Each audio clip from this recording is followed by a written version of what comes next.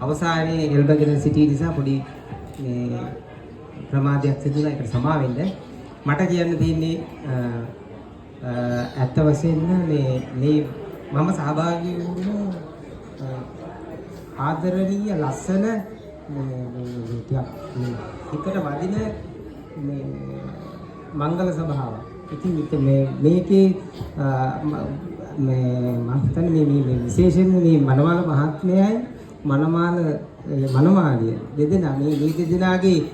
ගොඩක් අය දන්න දෙයක් ඇති මම හිතන්නේ මේ අවුරුදු 7ක 8ක පළමු ප්‍රේමණීය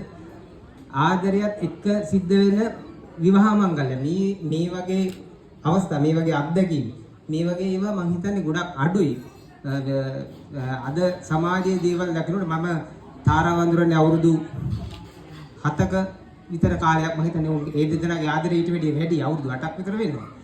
මේ කාල සීමාවේදී මම දැකලා නැහැ මේ මංගල සභාවේ මේ මංගල කටයුත්ත කිට්ටු වෙනකොටම මේ චමෝත් කියන කෙනා ඇත්තට මේ ඒගොල්ලන්ගේ ඉදිරියට යනකම් අපි අඳුරන්නේවත් නැහැ අවුරුදු 7ක්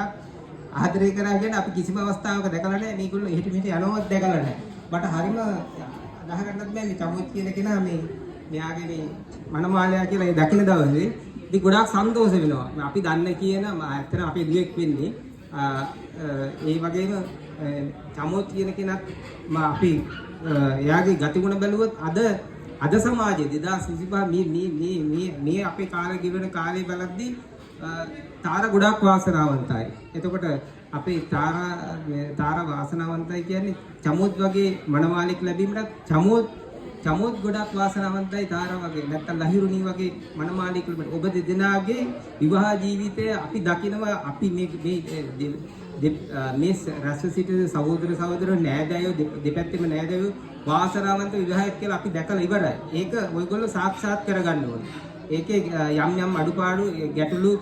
විවාහ ජීවිතයක ගැටලු නැති විවාහ ජීවිතයක් නෑ. අනිවාර්ය විවාහ ජීවිතය අපේ ශාස්ත්‍රවරුන්ගේ ඉඳලා ගත්තත් ගැටලු තියෙනවා. ඒක නිසා ඒවා අපි තීරණය කරගන්න ඕනේ විවාහ ජීවිතේ ගැටලු වෙනවා. දෙන්න අතරේ තමයි මේ හැම දෙයක්ම निराකරණය කරගන්නේ. එතකොට දෙපැත්තේ දෙමව්පියෝ අමතක කරන්න එපා. මොනම හේතුව මෙයා විවාහ වෙලා ගියා කියලා දෙපැත්තේ දෙමව්පියෝ අමතක කරන්න එපා. යුතුයකම් සමාජීය එතකොට පවුලේ එතකොට තමන්ගේ ඥාති හිත මිත්‍රාදීන්ගේ සෑම යුතුයකම් අපි හිතන්නේ මම හිත අපි උපදෙස් දෙන්න අවශ්‍ය නැහැ. ඒ තරම් මේගොල්ලෝ සමාජයේ දේවල් ගැන දැනුම් ඇති දෙන්නේ මට වැඩි ගොඩක් වෙලා ගන්න නැහැ මම මේ අවස්ථාවේ මම මේ වෙලාවේ මේ මංගල සභාවේ කටයුතු ගෞරවාන්විතව එතකොට මම හිතන්නේ මේක සාර්ථකව කර ගැනීමට අවස්ථාවක් උදා කර ගැනීම සම්බන්ධයෙන් මම ස්තුතිවන්ත වෙනවා මේ වෙලාවේ මේ අවස්ථාවේ මේ කටයුතු මේ මංගල සභාවේ ඥාති අපේ මනමහලිය මහත්මියගේ එතකොට චමුත් මහත්මයාගේ පැත්තේ සියලුම ඥාති බන්දු වර්ගයා මේ අවස්ථාවට මුලින්ම සහභාගී වීමම මොකද අපිට අපි යම්කිසි කටයුත්තක් කරනකොට මේ